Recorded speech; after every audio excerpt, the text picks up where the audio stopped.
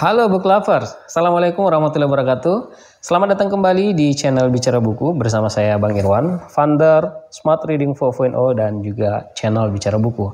Teman-teman sekalian, hari ini seperti yang sudah saya sampaikan kemarin pada video review buku di hari pertama bulan suci Ramadan, saya akan melanjutkan tantangan Ramadan Book Challenge yang akan mereview satu buku setiap hari di dalam bulan suci Ramadan.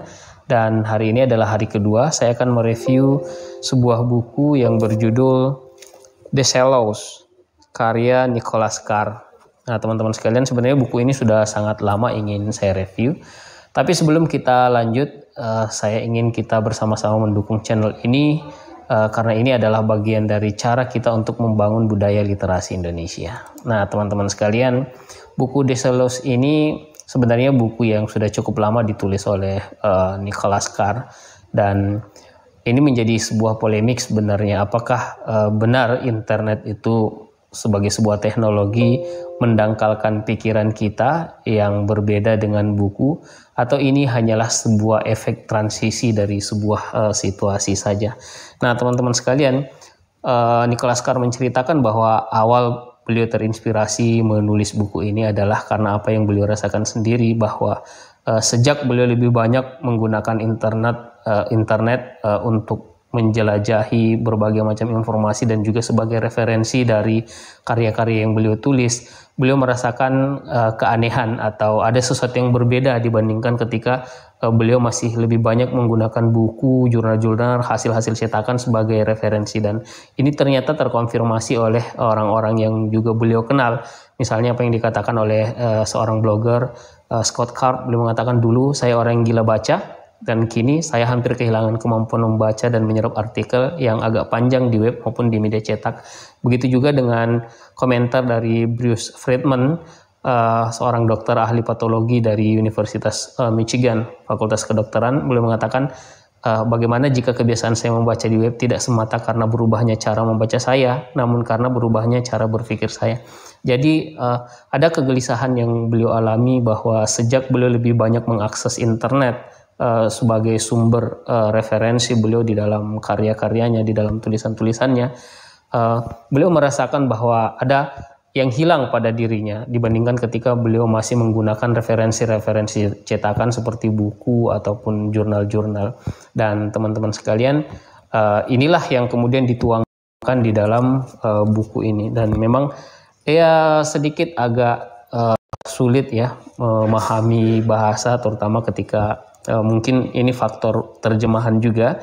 Tetapi menurut saya bahasa yang digunakan oleh Nicholas Carr memang agak spesifik, terutama ketika beliau banyak membahas tentang kondisi-kondisi otak yang kalau kita tidak memiliki sedikit pemahaman tentang neuroscience, maka mungkin ini akan agak sedikit berbeda. Nah, teman-teman sekalian, pada prinsipnya salah satu poin penting dalam buku ini adalah, dan ini menjadi judul pertama dari apa yang ditulis oleh Nicholas Carr, bahwa internet ini sebagaimana teknologi yang lain, dia bisa berfungsi atau berperan dalam dua hal sekaligus. Dia bisa menjadi penjaga, the guard, tapi juga bisa menjadi the thieves, pencuri. Jadi ada sesuatu yang dia tambahkan atau dia jaga, tetapi ada juga sesuatu yang hilang.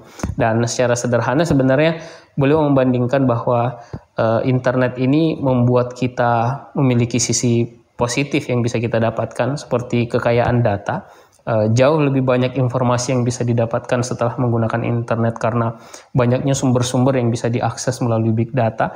Kemudian ada kecepatan akses, berbeda dengan ketika kita mencari referensi misalnya di perpustakaan, dan tentu saja kita membutuhkan waktu yang lebih lama di sana karena kita mencari cetakan buku-buku fisik. Sementara dengan internet kita bisa mengaksesnya dengan cepat, dan juga kemudahan berbagi informasi apa yang menjadi hasil ide pikiran kita atau hasil-hasil riset kita dengan mudah bisa kita sebarkan, share kepada dunia melalui teknologi internet ini.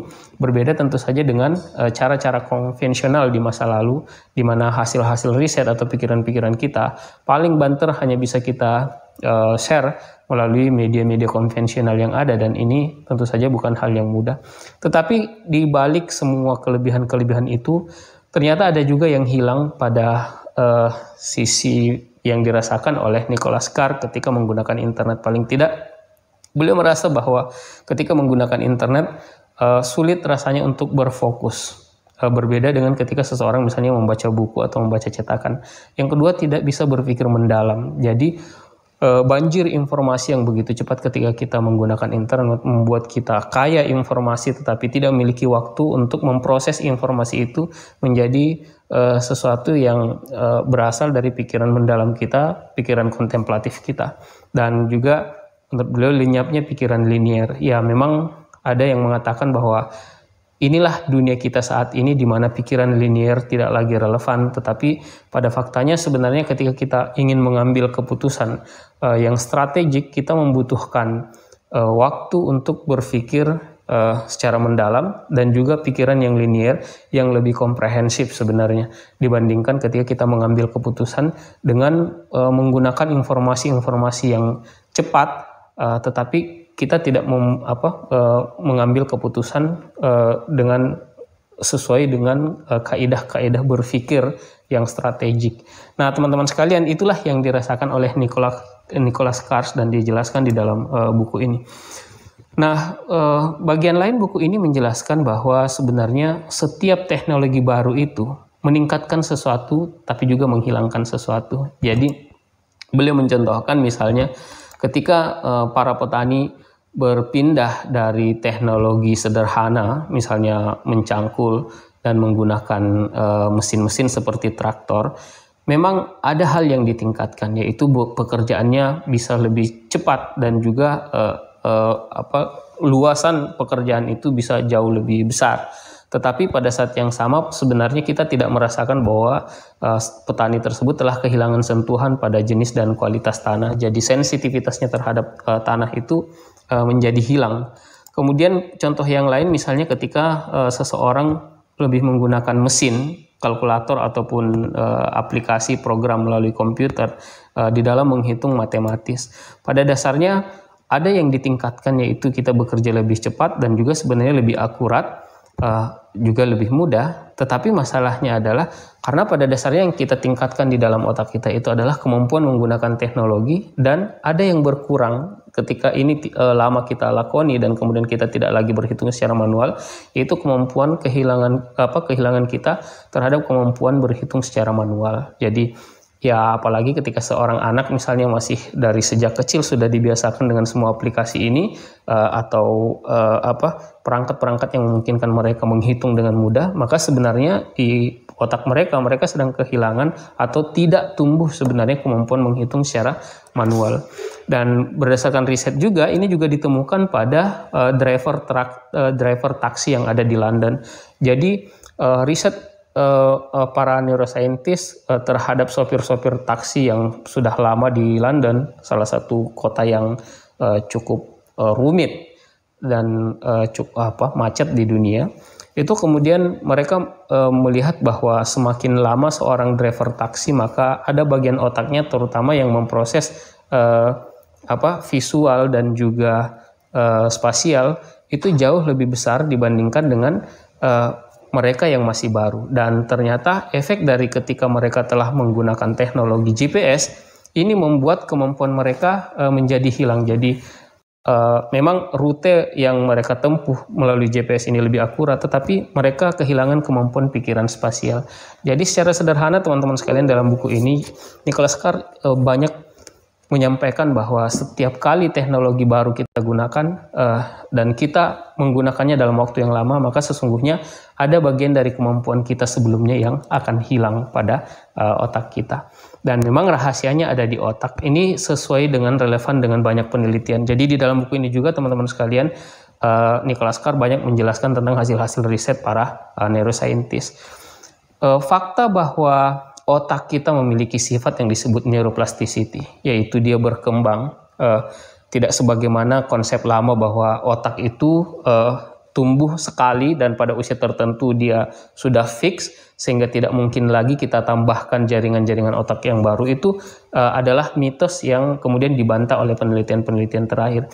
Neuroplasticity ini membuat otak kita mampu menyesuaikan diri dengan perubahan-perubahan lingkungan. Misalnya, sebuah riset yang dilakukan oleh Vilianu Ramanchandran, kepala laboratorium otak di Universitas California San Diego, beliau menemukan bahwa pada pasien yang kehilangan lengan, yang tidak memiliki lengan, kemudian ternyata fungsi-fungsi pengendalian lengan yang ada pada otaknya sebelumnya itu dengan cepat diambil alih oleh organ yang lain, dan ini bisa dibuktikan dengan ketika misalnya seorang yang kehilangan lengan lalu diberikan sentuhan pada wajahnya, maka justru ketika dilakukan sentuhan pada wajahnya sambil menutup mata, justru yang dirasakan itu sentuhan pada lengannya yang telah hilang. Itu berarti bahwa fungsi otak yang mengendalikan lengan sebelumnya telah diambil alih secara otomatis atau secara berproses oleh otaknya. Inilah yang disebut dengan neuroplasticity. Artinya otak itu terus berkembang, teman-teman sekalian.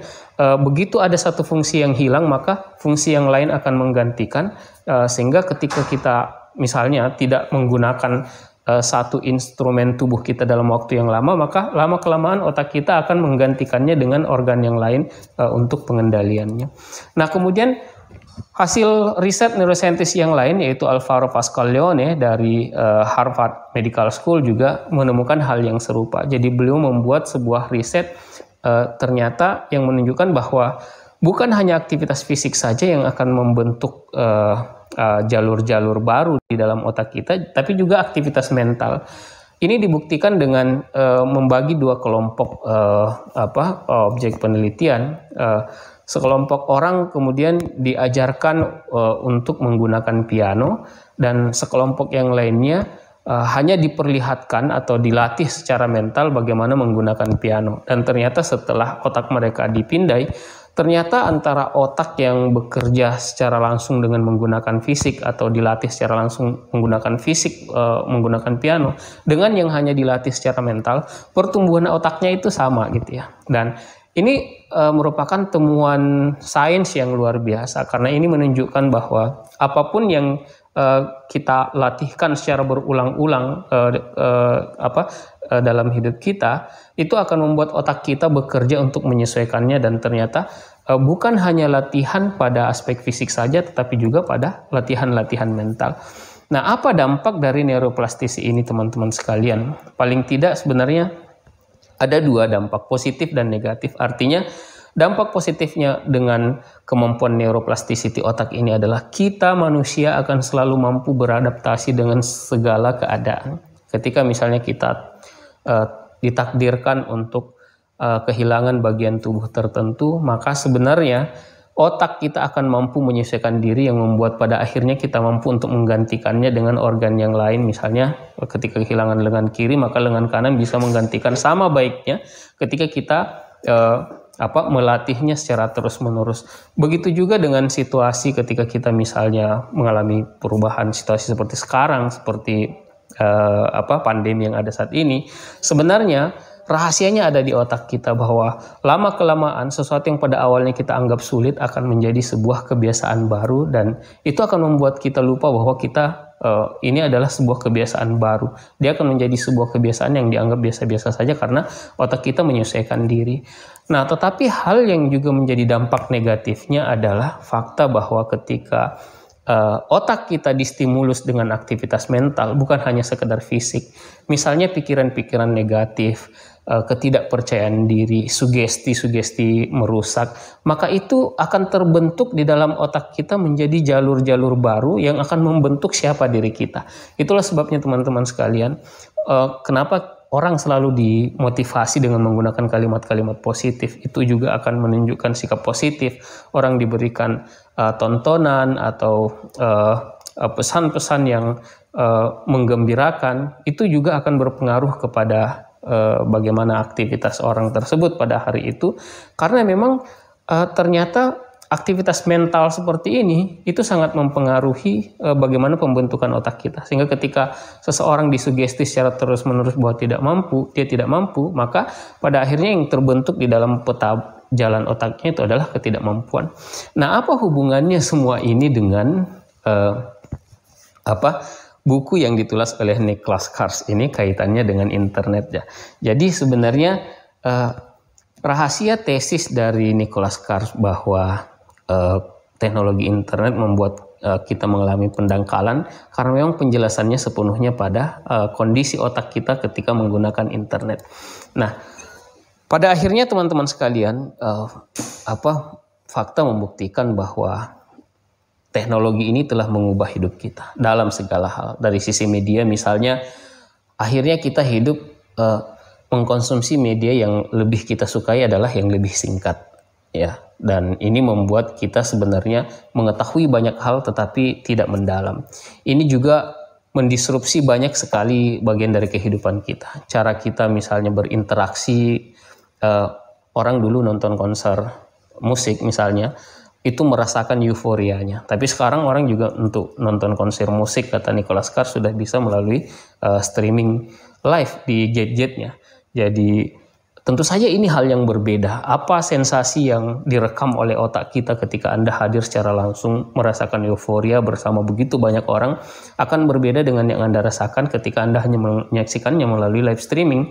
Tetapi inilah perkembangan teknologinya, begitu. Dan juga mempengaruhi bagaimana perpustakaan kita hari ini. Di Amerika rata-rata perpustakaan ya harus menyediakan layanan fasilitas online, dan ini justru lebih banyak diakses daripada buku-buku yang ada di lemari-lemari. Begitu juga dengan cara berkomunikasi kita sangat berubah. Kita bisa berkumpul dalam satu meja, makan bersama tapi tidak pernah saling cerita karena kita berkomunikasi melalui chat-chat kita. Begitu juga dengan kehidupan kita yang lain, mode kita dan seterusnya. Nah, bahkan kita bisa mengatakan bahwa semakin hari lama waktu kita menjelajah di internet itu atau terkoneksi dengan internet itu terus-menerus meningkat. Ya, dari survei Global Web Index diperlihatkan bahwa rata-rata orang di dunia ini menggunakan dalam satu hari 6 jam untuk berinteraksi atau beraktivitas menggunakan internet. Dan berbeda pada setiap wilayah, tapi kita di Asia Pasifik hampir 7 jam dalam satu hari. Jadi kita bisa bayangkan teman-teman sekalian betapa tidak bisanya kita ini terpisah dari teknologi internet ini, dan inilah yang membuktikan bahwa internet betul-betul telah membentuk hidup kita.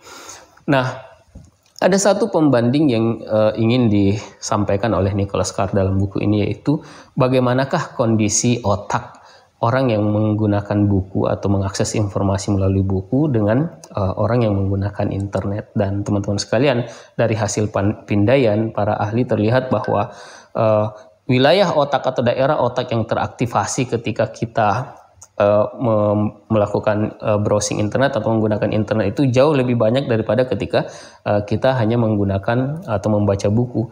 Dan kita bisa lihat bahwa sebagian besar wilayah yang diaktifasi oleh otak kita ketika kita browsing internet adalah di wilayah prefrontal kita, yaitu wilayah pengambilan keputusan kita dan juga judgement, penilaian. Berbeda dengan otak kita yang lebih banyak diaktifasi ketika kita sedang membaca buku adalah bagian-bagian yang memproses visual karena kita melihat teks dan juga gambar, bahasa dan juga memori. Sementara di bagian otak yang menggunakan internet, justru pikiran kita tenggelam dalam rangsangan-rangsangan yang repetitif, intensif, interaktif, dan adiktif. Jadi sederhananya teman-teman sekalian, ketika kita browsing internet, kita nyaris tidak memiliki waktu yang cukup untuk berpikir secara mendalam. Jadi begitu kita browsing internet, kita tidak bisa berimajinasi karena berbeda ketika kita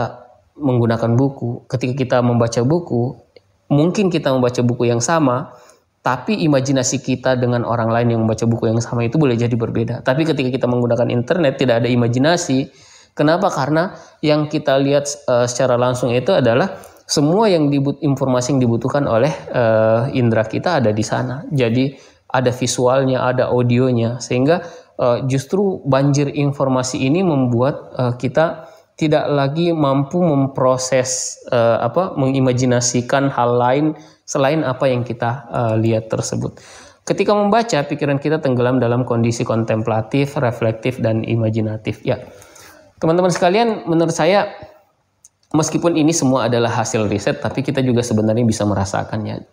Dan hasil riset ini menurut saya inilah yang mengkonfirmasi perasaan kita bahwa ketika kita membaca, kita terbiasa dalam keheningan, kesendirian, dan apa yang kita baca itu kemudian membuat kita, memori kita memanggil berbagai informasi-informasi sebelumnya yang sudah ada dalam otak kita, prior knowledge, dan ini membuat kita kemudian memberikan makna terhadap bacaan kita itu, terus-menerus berpikir setelah membaca, terus-terus berimajinasi setelah membaca, dan berbeda ketika kita mengakses internet, karena justru di saat kita mengakses internet membuat penilaian kita begitu cepat kita lakukan, keputusan kita begitu cepat kita lakukan. Itulah sebabnya mungkin para ahli-ahli pemasaran kemudian menjadikan sarana internet ini sebagai sarana yang membuat orang bisa memutuskan dengan cepat untuk membeli suatu produk atau tidak, gitu, dibandingkan ketika kita justru membaca yang memberikan waktu pada kita untuk berpikir kontemplatif. Jadi teman-teman sekalian, ini dua otak yang berbeda,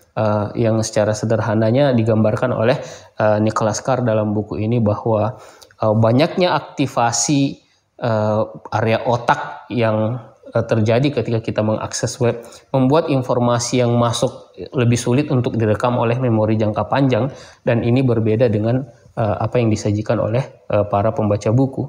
Sehingga teman-teman sekalian, ini juga mungkin yang menjelaskan bahwa ketika Anda membaca informasi di internet, itu jauh lebih banyak hal yang Anda lupakan dibandingkan ketika Anda membaca buku. Dan ini terkonfirmasi juga dengan hasil-hasil penelitian yang ditulis oleh Nicholas Carr dalam buku ini. Nah, teman-teman sekalian, pada kesimpulan yang saya ingin ambil dari buku ini adalah bahwa tidak mungkin kita meninggalkan internet sebagai sebuah temuan teknologi saat ini. Dia adalah bagian dari revolusi pengetahuan manusia, revolusi kebudayaan manusia, yang justru akan menjadi batu loncatan untuk bagaimana gaya hidup manusia di masa yang akan datang. Tetapi salah satu pesan kuat dari buku ini yang saya tangkap adalah tetaplah membaca, supaya kita tidak kehilangan kemampuan untuk berpikir mendalam dan berpikir kontemplatif. Karena melalui membaca buku inilah kita memiliki waktu untuk membuat otak kita mampu mengakses pikiran-pikiran mendalam kita, pikiran-pikiran imajinatif kita. Nah, teman-teman sekalian, saya rasa itu inti dari buku Nicholas Carr ini. Cukup menarik menurut saya, dan kalau teman-teman ingin membacanya juga saya rasa masih ada di toko-toko buku. Dan teman-teman sekalian, silahkan tetap mendukung channel ini supaya kita bisa tetap tumbuh bersama memajukan budaya literasi Indonesia.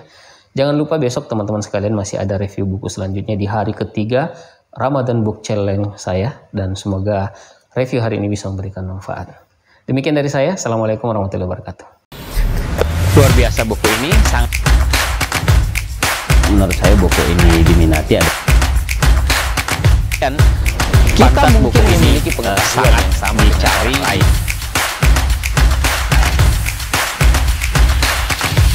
sama dengan orang lain. Kita mungkin berada dalam lingkungan yang sama dengan orang lain.